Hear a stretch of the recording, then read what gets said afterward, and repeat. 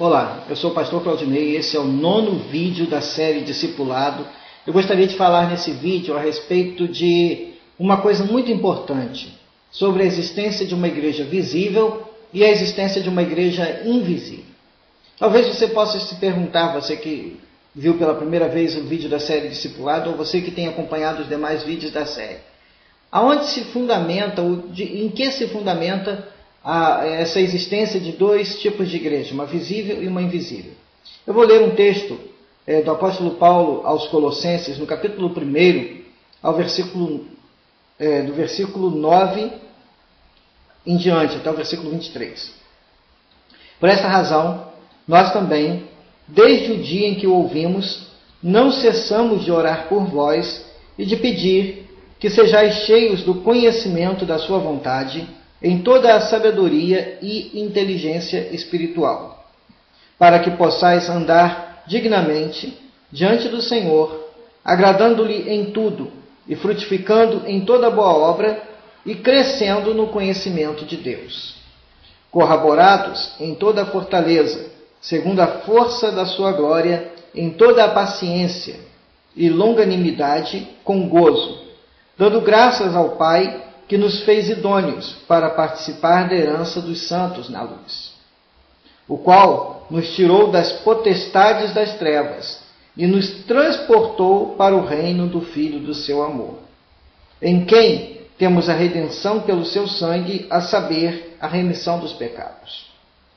o qual é a imagem do Deus invisível, o primogênito de toda a criação, porque nele foram criadas todas as coisas que há nos céus e na terra, visíveis e invisíveis, sejam tronos, sejam dominações, sejam principados, sejam potestades, tudo foi criado por ele e para ele.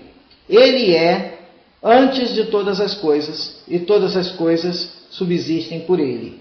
Ele é a cabeça do corpo da igreja.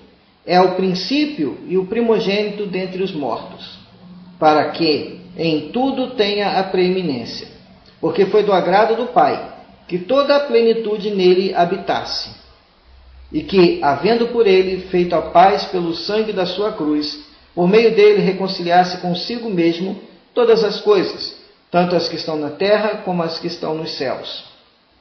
A vós também, que noutro tempo erais estranhos e inimigos no entendimento pelas vossas obras, mas agora, contudo, vos reconciliou, no corpo da sua carne, pela morte, para perante ele vos apresentar santos e irrepreensíveis e inculpáveis, se na verdade permanecerdes fundados e firmes na fé, e não vos moverdes da esperança do evangelho que tendes ouvido, o qual foi pregado a toda a criatura que há debaixo do céu, e do qual eu, Paulo, estou feito ministro.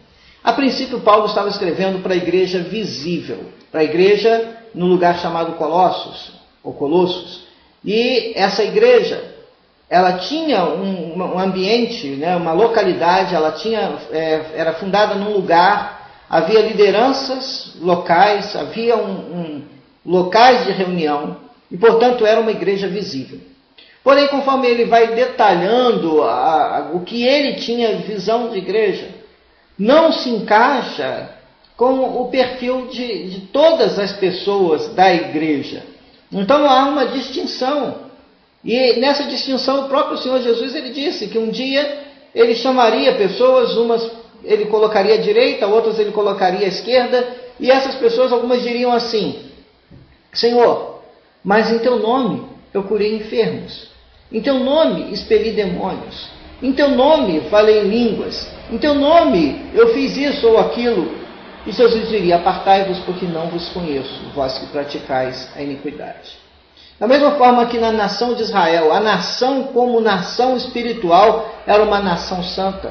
Nem todos os que nasciam israelitas, nem todos os que faziam parte da nação de Israel eram realmente povo de Deus, no sentido de ser salvo, no sentido de ter em si mesmo a bênção de Deus, porque a lei ela presumia bênção e maldição. Assim também na dispensação da graça, na igreja. A igreja é o ajuntamento visível do povo de Deus. É onde as pessoas se batizam, é onde as pessoas têm comunhão com outros crentes, é onde as pessoas fazem orações, é onde as pessoas cantam louvores a Deus, ouvem sermões, onde as pessoas manifestam a sua fé pública em Deus. É necessário a igreja visível. Mas há algo mais íntimo, há algo mais pessoal, há algo mais chegado. Jesus mesmo escolheu 12 apóstolos, discípulos, para serem apóstolos, e ele disse: eu tenho chamado vocês 12, mas um entre vós é diabo. Ele estava falando de Judas, que o haveria de trair. Ou seja, entre os 12 que ali estavam, havia um que o coração era de tal maneira corrompida que não pertencia a Deus. Um que entre aquele povo que ali estava, que não fazia parte da família de Deus, estava no meio dos apóstolos, era chamado entre os discípulos de Jesus. Tinha até mesmo um cargo, ele era o tesoureiro dos discípulos de Jesus, do ministério de Jesus.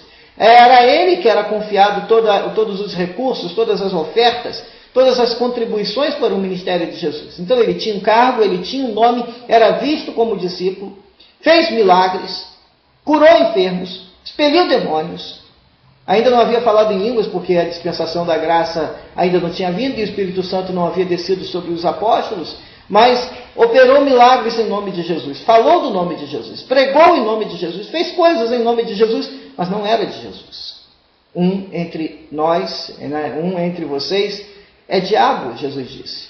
Da mesma forma, Jesus disse que na igreja há joio e trigo, há pessoas plantadas por Deus e há pessoas que estão na igreja, mas que não chegaram por Deus, não nasceram de novo, não são criaturas, são ainda criatura de Deus, não são ainda filhos de Deus.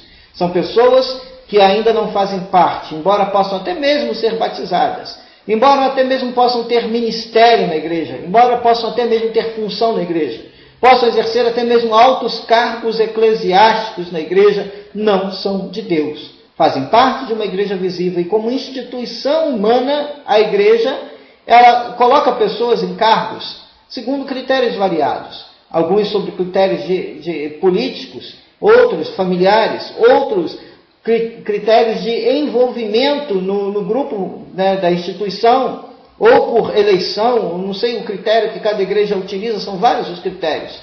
Mas há um chamado de Deus para aqueles que são dele, há a vocação de Deus para aqueles que são dele, há uma manifestação da graça para aqueles que são de Deus.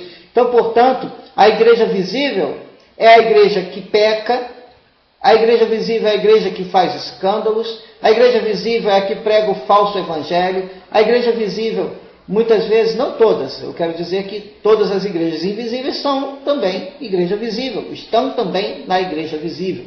Mas eu quero dizer que aqueles que apenas são igreja visível não têm um compromisso com Deus. Aqueles que apenas são igreja visível ainda não nasceram de novo, são um homem carnal tentando ser espiritual.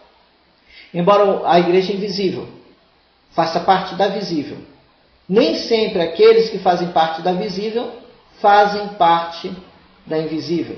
Eu não sei se eu estou sendo claro com isso, mas eu quero te dar mais ou menos um exemplo. Há pessoas que vêm para a igreja, se batizam, tornam-se membros, exercem funções na igreja, mas o seu coração ainda não está todo rendido a Cristo.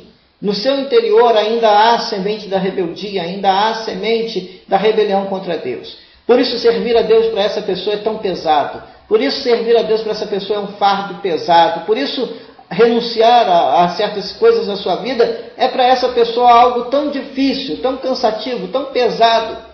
Mas para aquele que se torna um com Cristo, perseverar é um prazer. Mesmo que com dor, mesmo que com sofrimento. Renunciar a aspectos da sua vida para trazer alegria ao coração de Deus é algo que o agrada muito, o deixa muito feliz, porque ele sabe o Deus em quem tem crido. Ele sabe em quem confia. Se a gente olhar pessoas como o apóstolo Paulo, como o apóstolo Pedro, como o apóstolo João, pessoas que deram a vida realmente a Cristo, sem querer nenhuma glória humana, sem querer nenhum prazer humano, mas simplesmente agradar a Deus. Nós vemos uma diferença muito grande da igreja dos nossos dias, em que cada um está correndo atrás dos seus próprios interesses.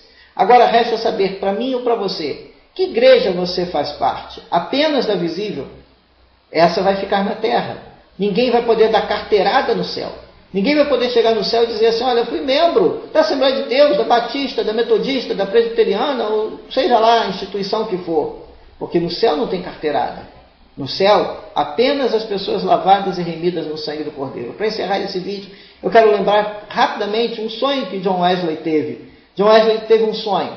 E no sonho de John Wesley, ele perguntava: Deus, há católicos no inferno? Sim, há muitos católicos no inferno. E ele disse: eu sabia. Há também presbiterianos? Com certeza, eu sabia que tinha presbiterianos lá. Tem lá batistas? Tem batistas. Tem congregacionais? Tem. E anglicanos? Também, está cheio. Eu sabia que todos esses iriam para o inferno. E metodista? Metodista não tem. E metodista tem muitos. Aí ele ficou preocupado. Então quem vai para o céu? Senhor, tem católico no céu? Não, não tem católico no céu. Tem